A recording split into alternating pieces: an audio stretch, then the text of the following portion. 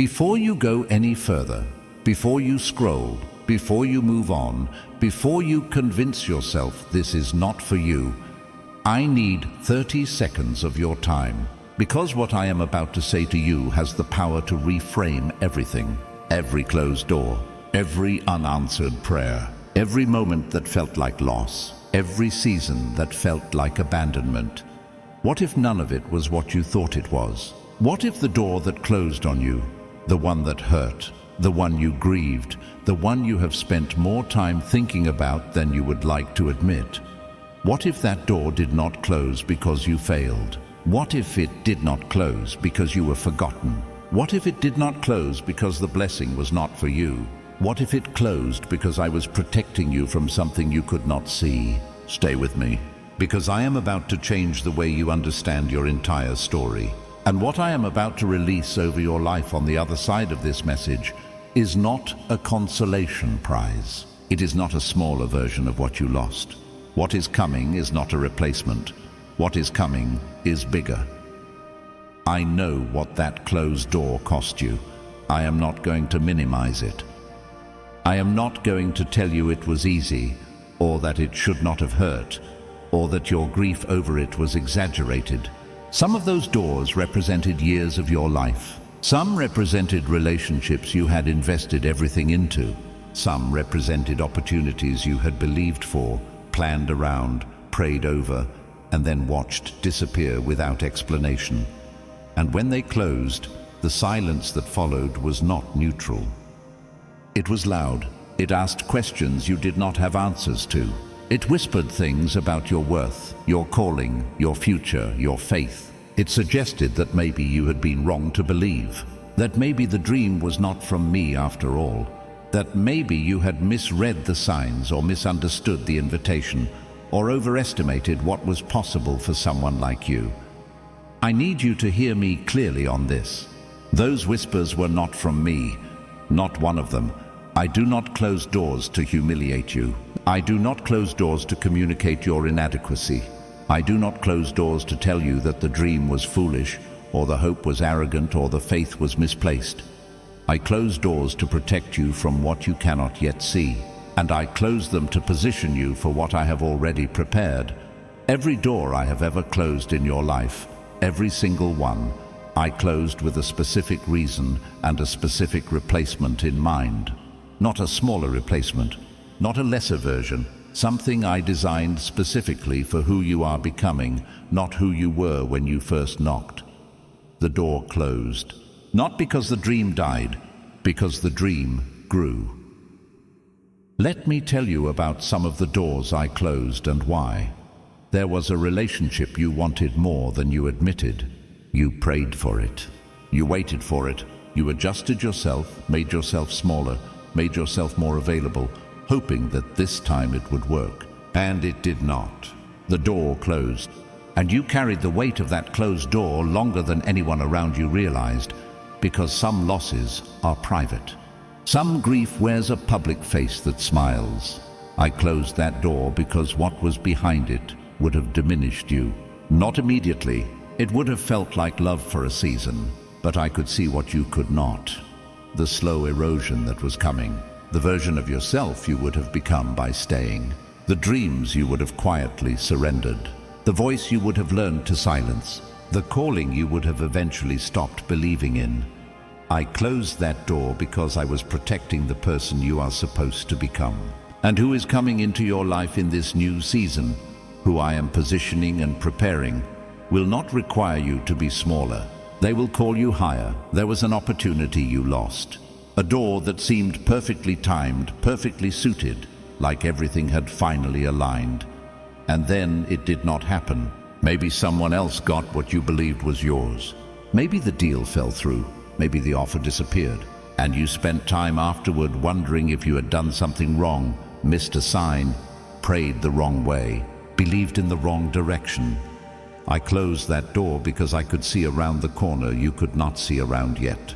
That opportunity had a ceiling you would have hit within 18 months. It would have felt like success and functioned like a ceiling. And the assignment I have for your life requires no ceiling. So I removed the ceiling by removing the door.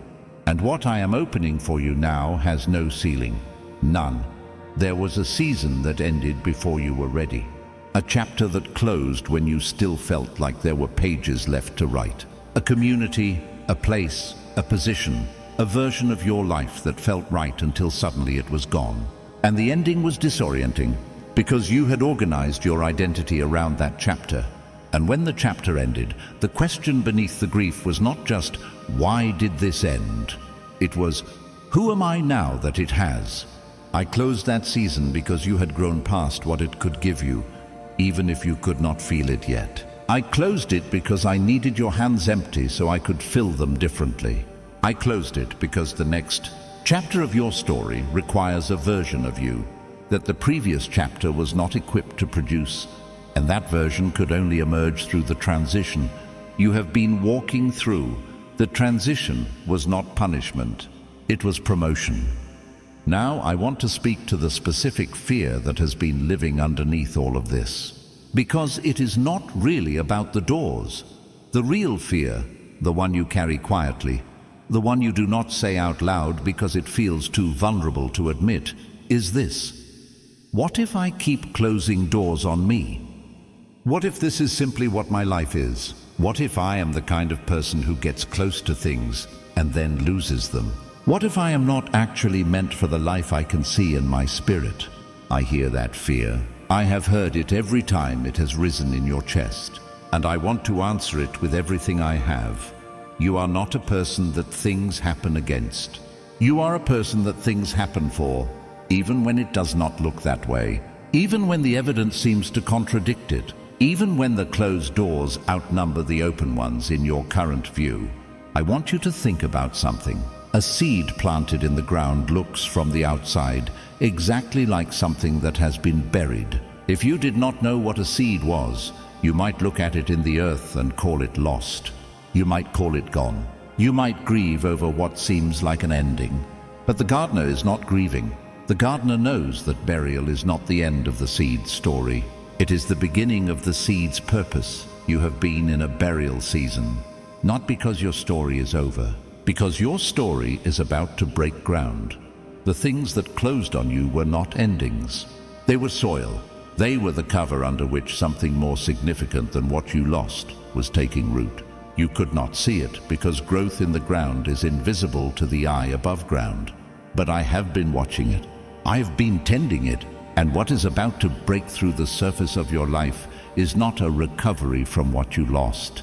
It is an emergence. Something that could not exist without the burial. Something that required the closed doors in order to be what it is. Type "open the door" in the comments right now.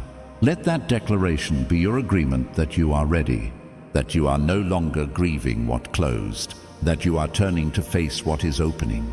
Type it now, then keep reading, because what comes next is the specific word for your specific situation.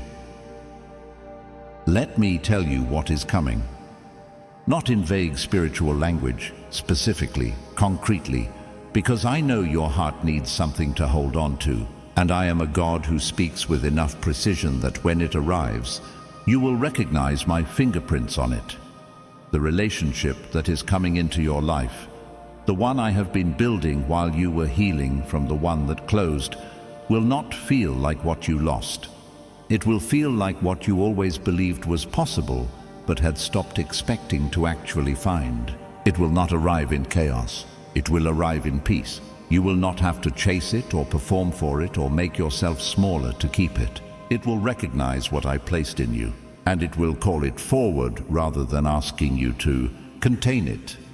The provision that is coming, the financial shift I have been arranging behind the closed doors, will arrive through a channel that your natural planning did not create. You will not be able to fully explain how it happened using logic alone. It will be the kind of financial movement that carries my signature, unexpected in its source, larger than what your fear allowed you to believe for, and accompanied by a peace that confirms it is not coincidence. It is covenant, the purpose that is coming, the clarity about what you are here for, the assignment that your whole difficult story has been preparing you to carry will feel like recognition. not like you are learning something new, like you are finally saying yes to something you have always known. The gifts that felt misplaced in the previous seasons were not wasted. They were being trained. They are about to find their proper ground, and in that ground, they will produce fruit that your former seasons could not have contained. The healing that is coming, the restoration of places in your body, your mind, your emotional landscape that have been carrying wounds too long, is already moving. I am not waiting for an appointment to heal you. Healing is already in motion. You may feel the first signs of it in the next few days. A specific area where what was heavy begins to lighten. Do not dismiss it. Do not explain it away. That is the first wave. More is coming behind it. Write these down. Carry them with you. Come back and read them when doubt rises, because doubt will rise. And when it does, return here. Return to this word. Let it remind you of what was spoken over your life on this day at this moment.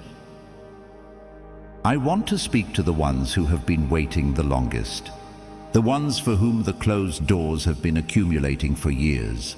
The ones who have heard messages like this before and wanted to believe them, truly wanted to, and then watched the days pass without the change they were promised, until they learned to hold hope at a careful distance so the disappointment would not be as sharp. I see you. I am speaking directly to you right now. Your length of waiting is not evidence of my neglect. It is evidence of the magnitude of what I am building. The things that take longest to construct are the things that were designed to last. I do not build permanent things quickly. I do not establish legacies in a rush. I do not place a foundation beneath something eternal and do it carelessly.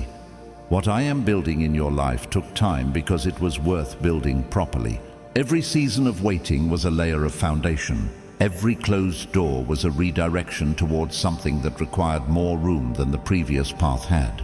Every disappointment that refined your character was producing in you the precise capacity you will need to carry what is coming without it overwhelming you. You could not have carried 5 years ago what you are about to carry now.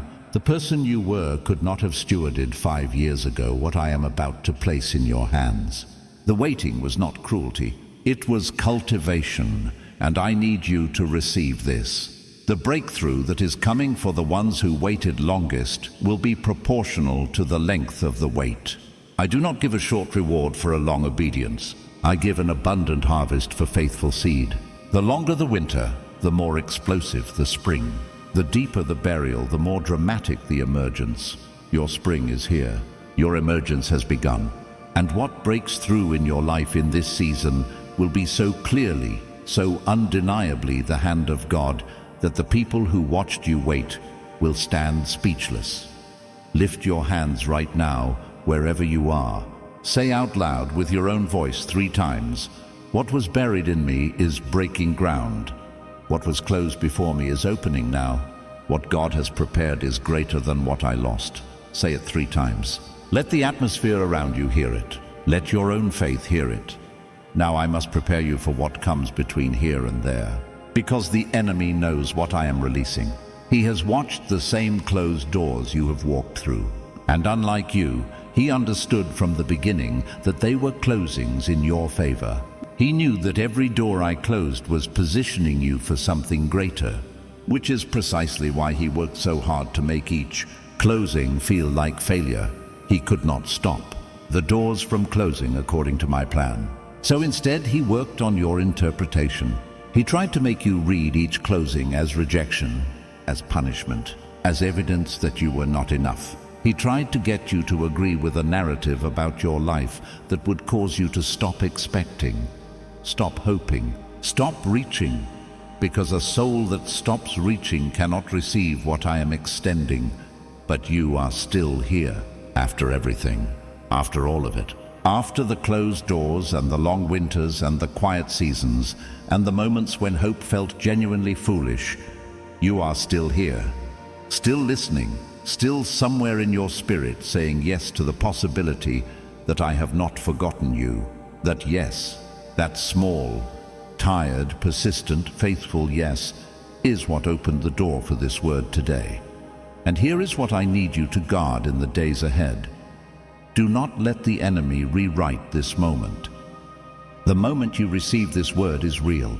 What was spoken over you here is not hype. It is not false comfort. It is heaven's declaration about your specific life, released at the specific time your spirit was ready to receive it. When the days pass and the visible change feels slow, and there will be days like that, do not return to the old interpretation. Do not let the enemy put the closed door narrative back in your hands. Remember what was spoken here. Remember that between the seed going in the ground and the plant breaking through the surface, there is a period of silence that is not emptiness. It is activity you cannot see. Stay in the peace. Guard the word. Keep the yes alive. Before I speak the final blessing over your life, I want you to do one thing. I want you to name silently in your own heart the door that hurt the most. The specific one, the one you have carried, the one you thought about when you first heard this message begin. Hold it for a moment. Feel the weight of it one last time, and now release it. Not as resignation, not as giving up on what you hoped for. Release it as an act of trust, as a declaration that you believe what I have said, that you are choosing to stop carrying the closed door and to start walking toward the open one. When you release it, say these words out loud. I release what closed. I trust what you are opening. I will not grieve the door you protected me from. I will walk toward what you have prepared. Say it, mean it, and let it be done. Now receive this blessing, not as a wish, but as a decree. What I speak in heaven is established. What I declare over your life carries the authority of the one who formed you before time began. Receive it as certain. I decree and declare over your life right now. Every door that closed on you by my hand is permanently closed, and you are released from the grief of it. You no longer need to understand why it closed. You no longer need to revisit it. You no longer need to carry the question of what you did wrong, because you did not do anything wrong. I closed it, and I closed it for you, not against you. I decree that the doors I am opening now are greater in every dimension than what closed. Greater in peace, greater in purpose, greater in provision, greater in alignment with who you actually are and what you were actually made to carry. The replacement is not smaller. It never was. I do not downgrade my children. I upgrade the assignment when I redirect the path. I speak restoration over every place where the closed doors wounded your confidence. The voice that said you were not enough, silenced. The belief that you were somehow disqualified for your own blessing, broken. The habit of protecting yourself from hope. I am dismantling it gently and replacing it with a holy expectation that does not lead to shame, because it is rooted in my faithfulness rather than in your own strength. I speak the arrival of what I have been building, the relationship, the provision, the clarity of purpose, the physical healing, the restoration of joy, the return of holy anticipation about your own future. These are not eventually coming, they are arriving. They are in motion right now, and in the days ahead, you will see the first evidence, small signs that carry my signature, and those signs will grow until what was seed becomes harvest, and what was hope becomes reality. You are not someone that good things pass by. You are someone that good things are being navigated toward, around every closed door, through every redirected path, past every obstacle the enemy placed, until they arrive exactly where you are. Because where you are is exactly where I placed you, for this moment, for this word, for this new beginning. The door that closed was my protection. What is coming is bigger, and it is already on its way. Type ET is coming in the comments right now. Let those words be your declaration. Let them echo in both realms. Let heaven hear that you received this word and you are standing in it. Type it now. Hit the like button. Your agreement with what was spoken. Share this with one person who needs to stop grieving a closed door and start believing for what is opening. Because your sharing this will be the word they needed today. Subscribe so you do not miss what comes next, because this channel carries a word for every season, and the next word may be the one that opens the specific door you have been standing in front of. Your waiting is not punishment. Your closed doors are not failures. Your story is not finished. It is just now beginning to be what it was always meant to be. In Jesus' mighty name, amen, amen, amen.